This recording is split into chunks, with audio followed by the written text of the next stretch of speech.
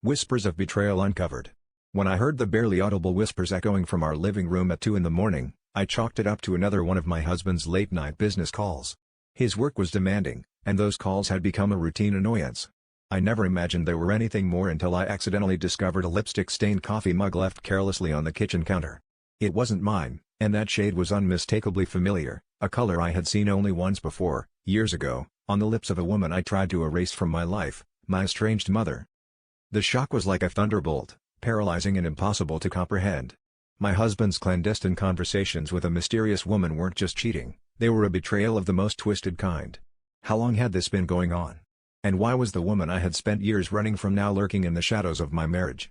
I felt the ground beneath me give way, a chasm opening up that threatened to swallow me whole.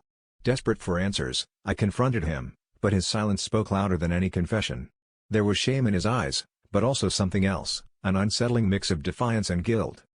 It wasn't until I pieced together the fragments of late-night whispers and cryptic messages that the full picture emerged. My husband, unbeknownst to me, had been entangled in a toxic web spun by my mother's manipulations.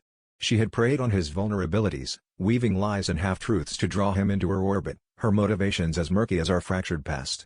As his betrayal unraveled before me, I was forced to confront my own unresolved wounds and the bitter truth that perhaps, inadvertently, I had pushed him towards the very person I had been trying to escape. In the aftermath, the question loomed larger than ever: could I ever forgive him, or was this the end of the love we had painstakingly built? But more than that, I had to face the internal conflict that had haunted me for years, the fear that I was more like my mother than I dared to admit.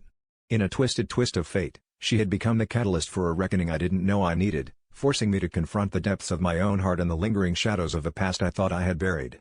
As I stood on the precipice of this unexpected reckoning, I realized that the choice wasn't just about saving my marriage, it was about saving myself.